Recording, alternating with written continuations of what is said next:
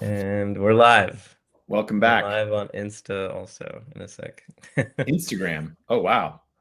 Yeah, I do it on Twitter, Instagram, everywhere. Everywhere where podcasts are sold. Yes. All right. So the big news is that Mistral tried to launch a model and then they immediately were hit with an export restriction. From the EU. you or from Trump? Why can't No, they it's from the export their EU. model? Yeah, That they're makes no not allowed to. sense. I didn't hear that. That was the skinny on Twitter. I don't know if that was true or not. I think it sounds like a joke. How can you have an export restriction on data? That's not a weapon either. I thought the EU said something. Yeah, Dylan Patel, who is the guy from SemiAnalysis. And the Mistral model is magistral. They're doing reasoning models, and looks like they're as good as R1 or better. In the European languages, I think that was the big rationale. Reasoning in German. Yeah. Sometimes they find that reasoning in Chinese or in other languages is more effective, and then going back into English, or vice versa. Really? What would be an example? Yeah. Well, especially for small languages or even programming languages, it's often better to write it in Python or JavaScript or English and then reason about it and then turn it back, the final result, into the target language. So the R1, you'll see it sometimes reasoning in Chinese. Yeah, it depends on how much training data you have.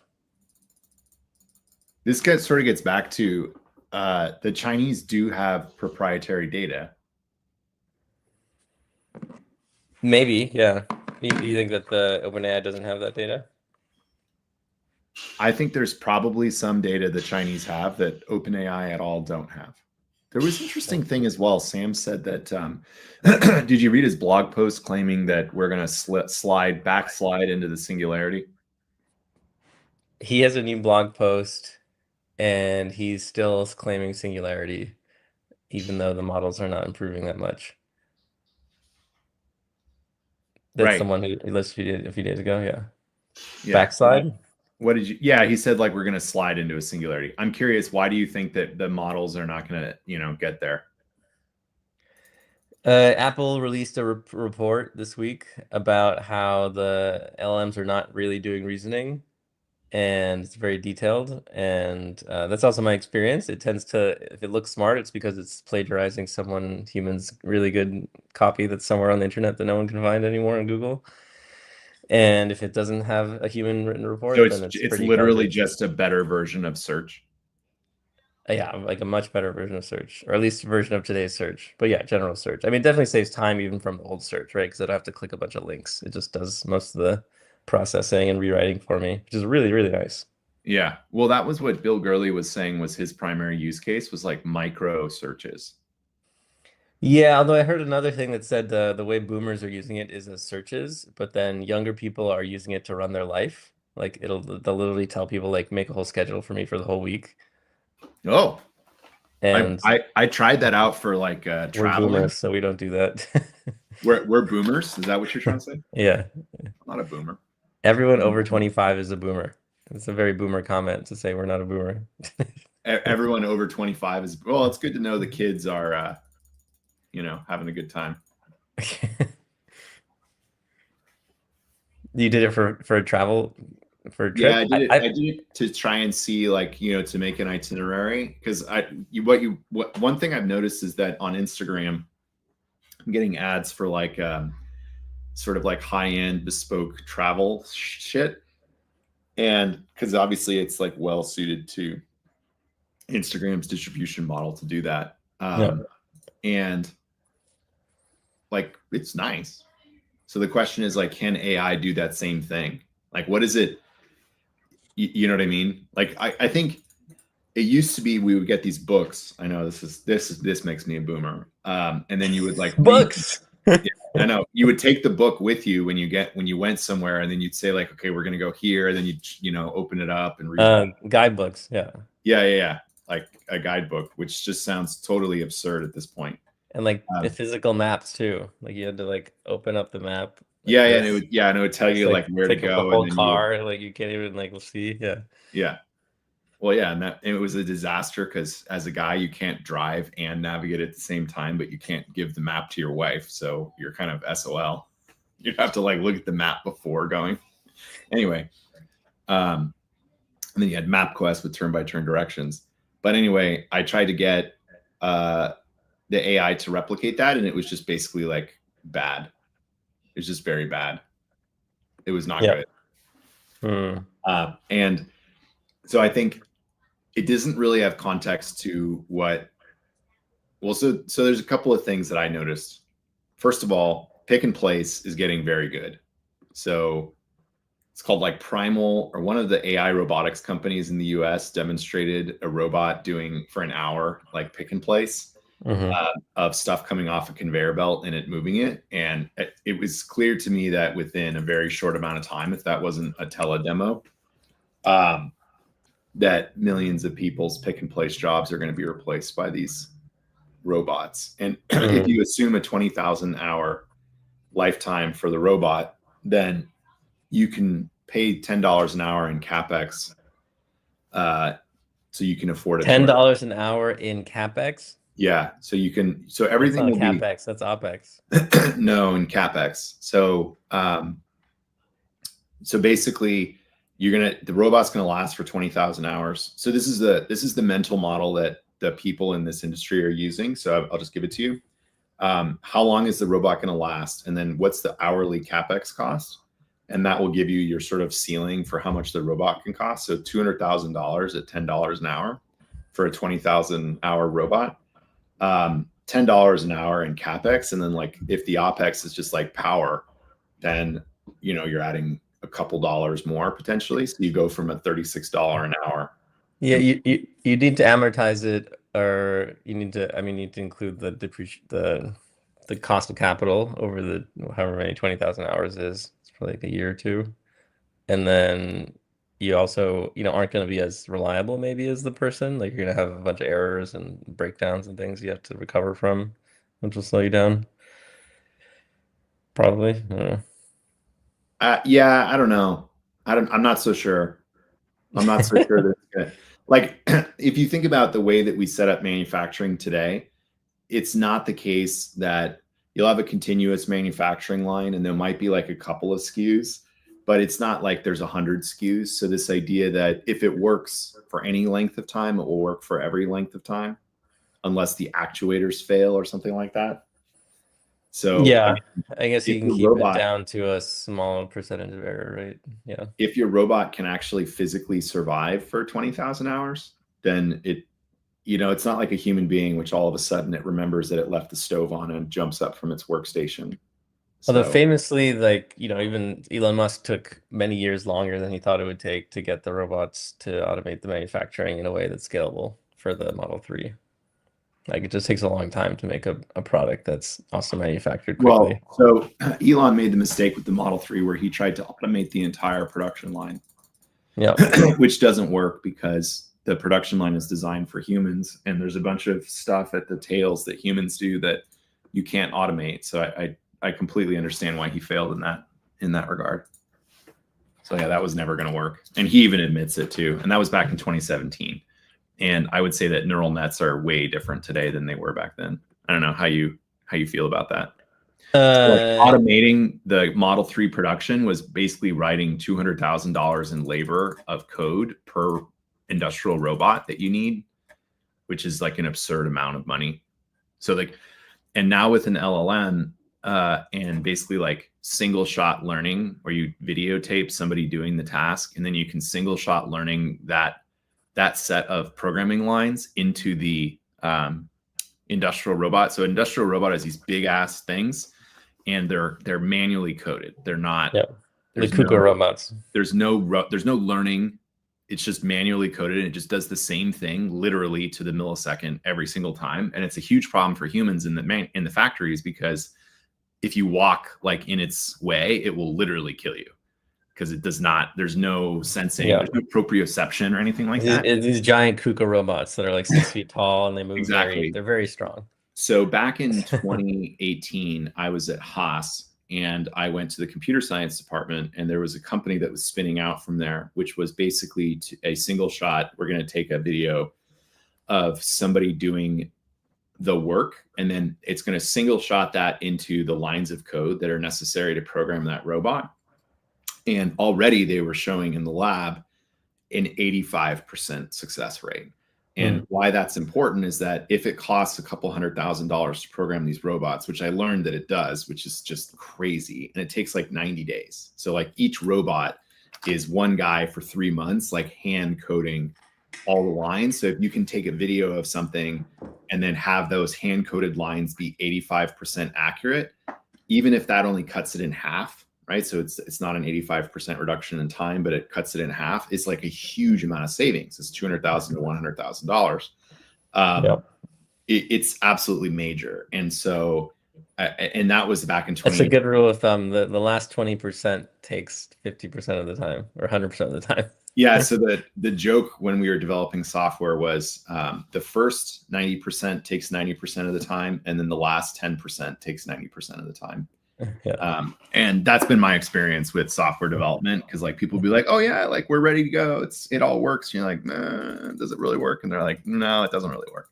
Speaking of KUKA robots, so one of my portfolio companies is this company, Machina Labs. Yeah. How are they doing? I'm in them too, I think. They are amazing. Yeah, through the fund, I think you are. They use the KUKA robots to bend sheet metal, so they're able to do roboforming of metal. So instead of building $1 million mold, you can bend any kind of metal, titanium or even other things, and then actually make perfect for tanks or missiles or cars. It's all for like, I think I read an analysis for them. It's all for stuff that's below, let's say 100 units. Like after you go above 100 units or something, there's some number. It's economical easily below 50,000 units, but also because they can do it in parallel, they can even do it mass manufacturing as well.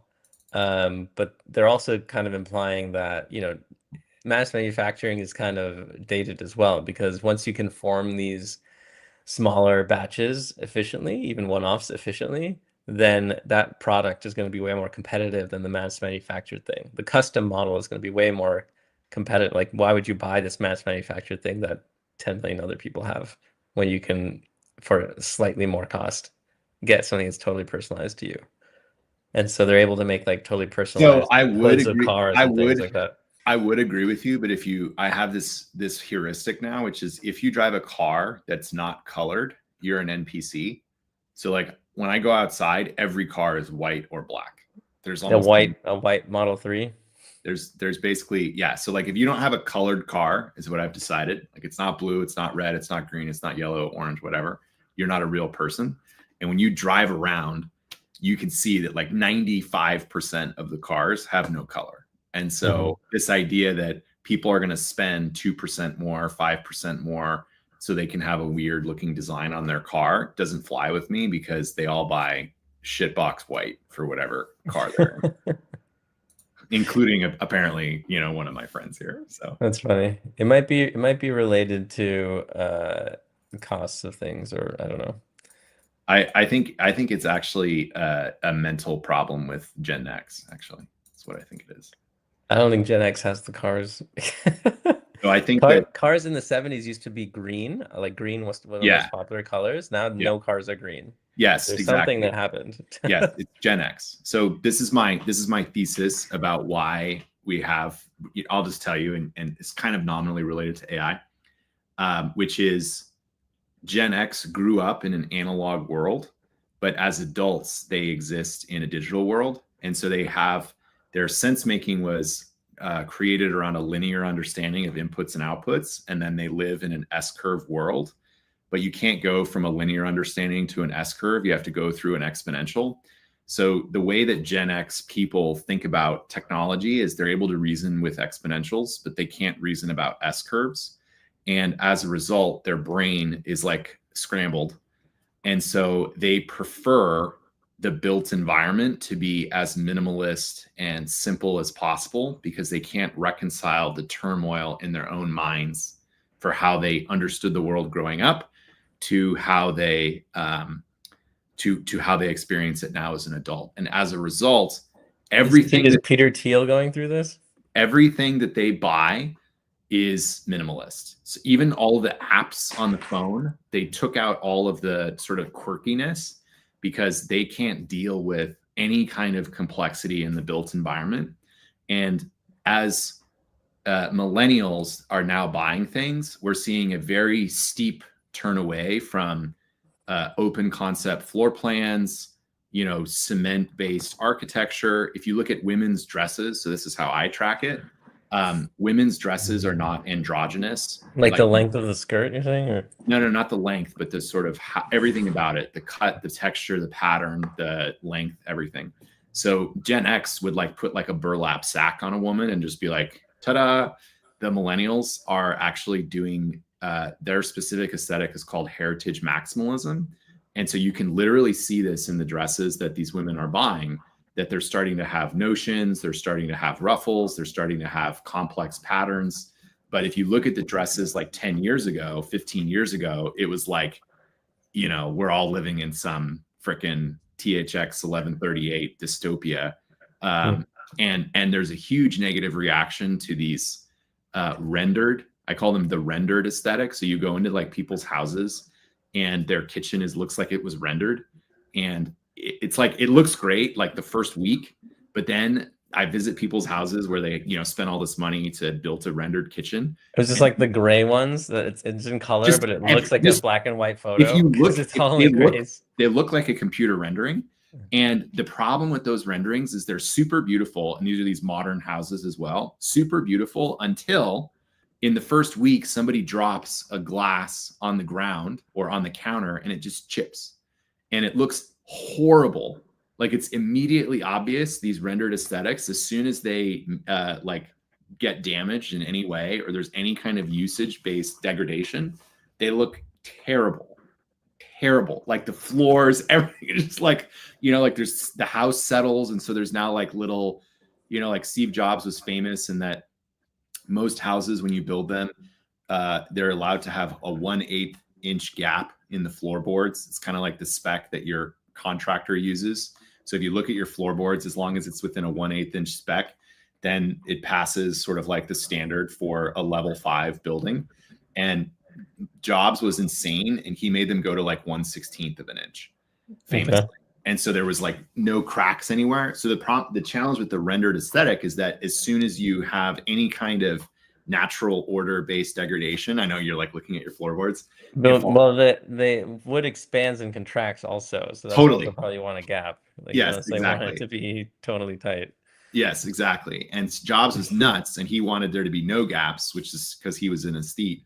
But anyway, I just thought that was such an interesting theory. And I made this theory like 10 years ago about Gen X and their minimalism. So like, why do people like minimalism? Minimalism sucks. Like it's horrible. It's like living.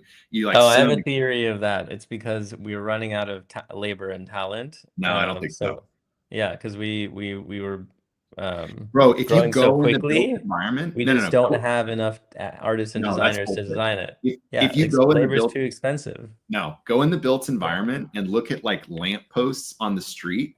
The lampposts that we build now are like these shitty corrugated tubes that are like, like it's a straight L. It looks terrible. And if you read like the San Francisco municipal disclosures, because when they build shit, they have to disclose how much it costs. They are astronomically expensive.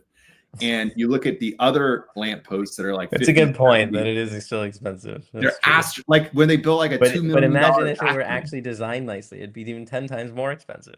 Yeah, no, I don't think so. I think it's just like how all these quote unquote LEED certified environmental buildings are not environmental at all. Like the best buildings from an environmental study impact perspective are these like old stone based buildings. All these like government buildings, they're like trying to figure it out. And they're like, oh, the stone based buildings are better because the usage on them is 100 years. Whereas the usage for these horrible monstrosities, these green buildings, is like 20 years. They'll like tear down every I don't 20 know. years. I don't really like the brutalist concrete buildings. It looks So terrible. So anyway, my point was, it's just, and AI is starting to enable this. But back to Machina Labs, yeah, I'm not so sure that everyone's going to buy their own car, but I'll take it.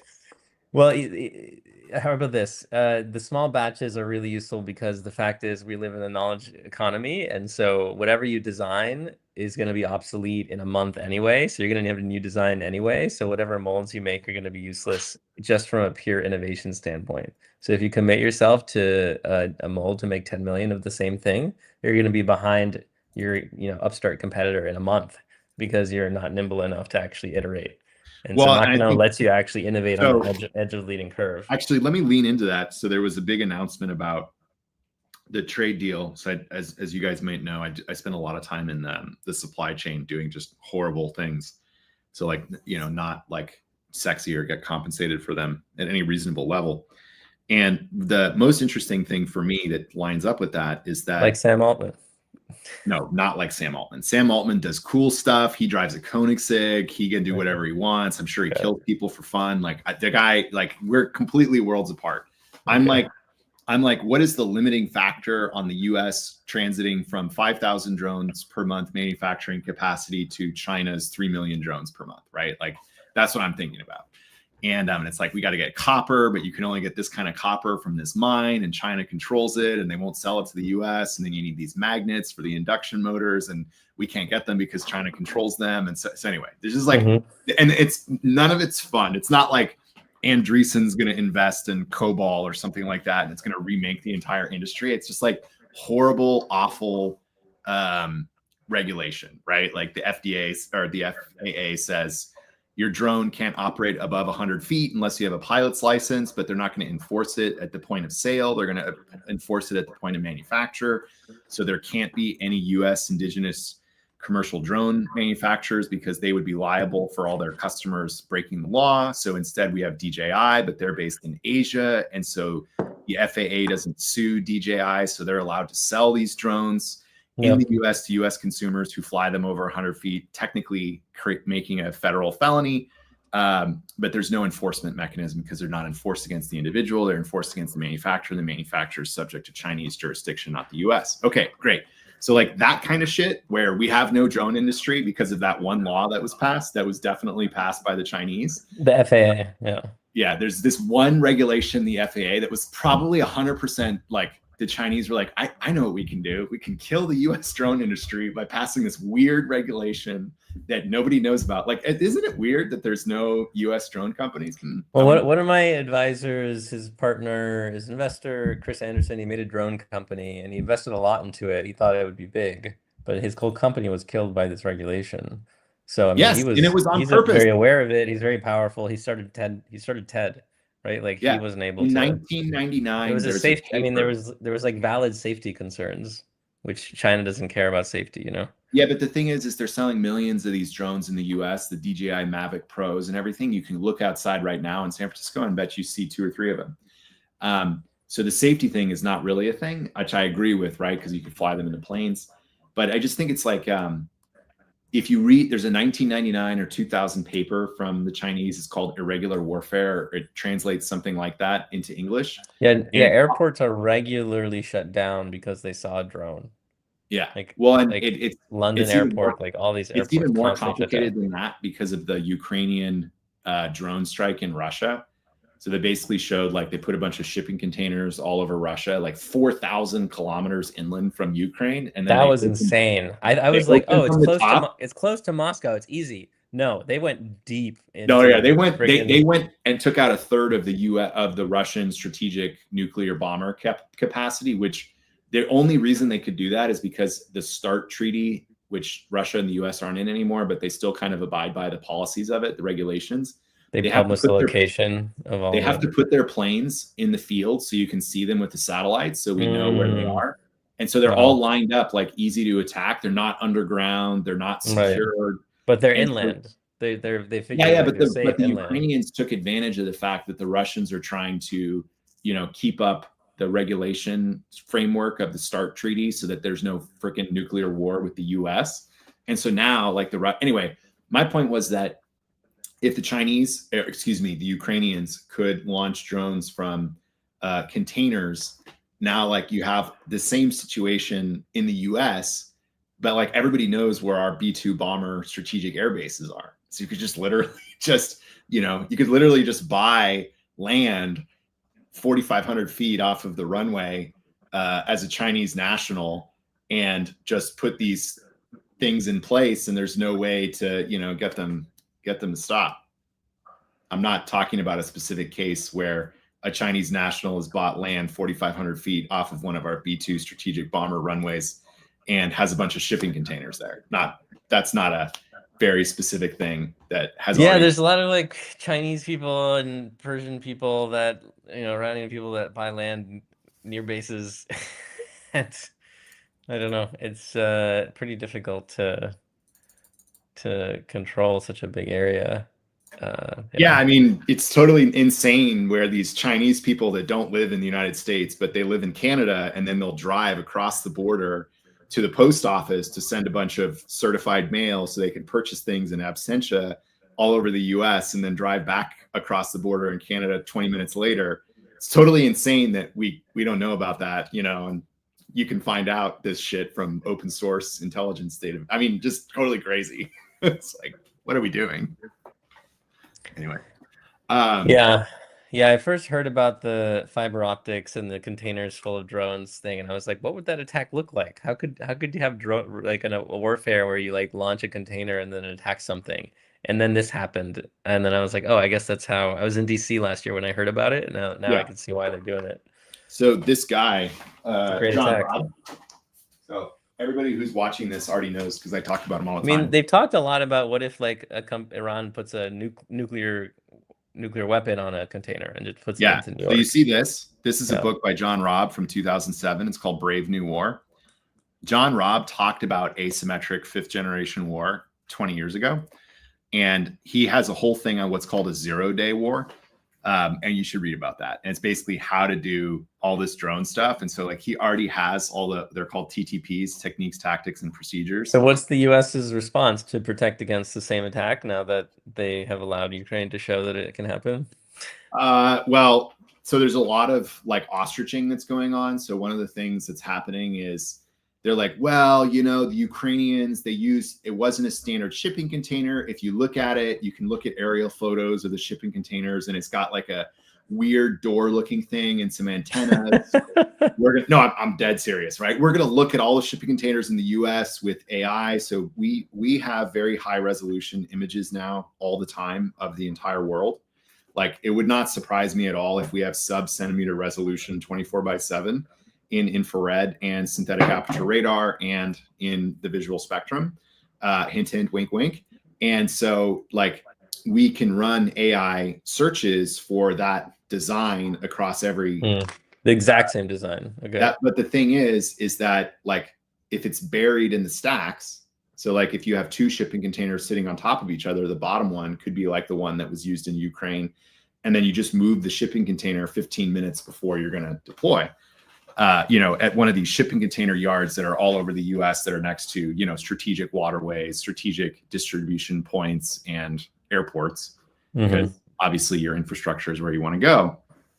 Yeah, it's way better than a nuclear weapon on a container because that has lots of collateral damage and it's expensive. You can pick up the radioactivity. These drone things you can just target target exactly what you want. It's all autonomous. Boom, bing, boom. Yeah, drones are really interesting. They don't have a ton of range.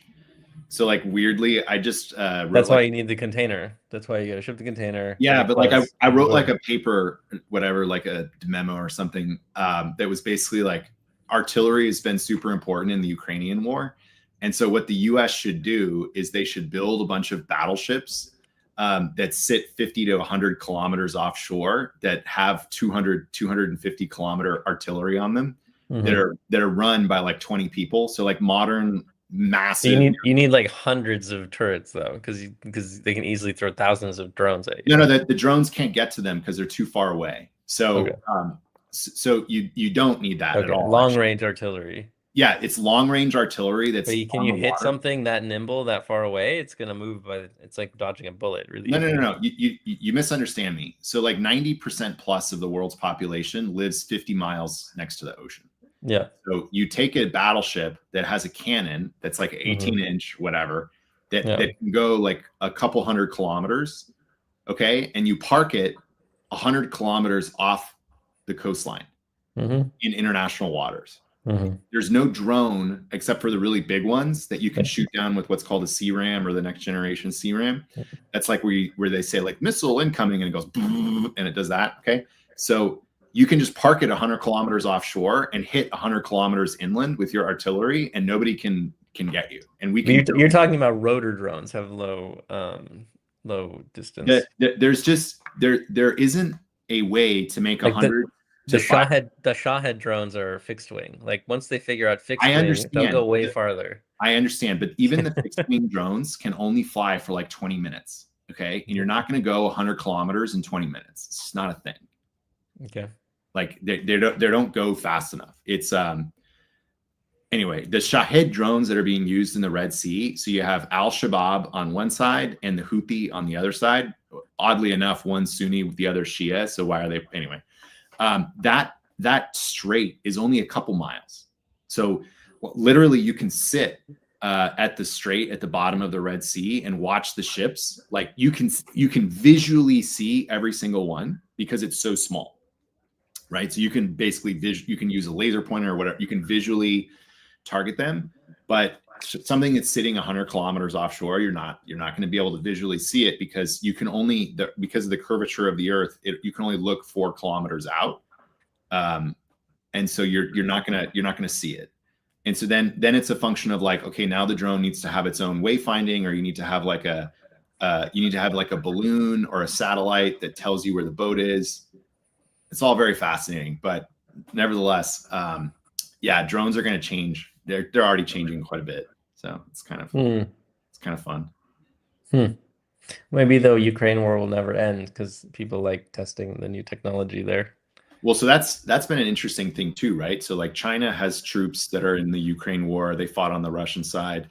All of the Chinese technology, because China hasn't fought a war since 1979. So they don't really have experience doing it. And there's a good argument that the US constantly is fighting wars because we need our troops to like know how to fight a war. And it's the same with Russia. So we create these like small proxy wars. And because the wars are not big wars, you can only get like special forces. So like our special forces are phenomenal. Like they've never, like you might think incorrectly that the US military dominance, because we haven't won a war in 70 years, is not really there because the army and all these guys just like kind of mess around. But the special forces guys like Praetorian Guard, they're like phenomenal. They're really, really good. And all the countries that participate in these proxy wars are really, really good. So all the special forces are quite good. Even the French, weirdly enough, they have great special forces. So does the British and all these countries. And so, yeah, it's the most interesting thing is actually to follow Palmer Luckey and how he wants to integrate AI into the battlefield, because that guy's just like full risk on, like doesn't care at all about, you know, Terminators or whatever. So yeah. He wants to have his whole robot army run everything. Yeah. Yeah. Well, and then the other thing is the Ukraine war has greatly accelerated system on a chip, basically like navigation, but also target selection.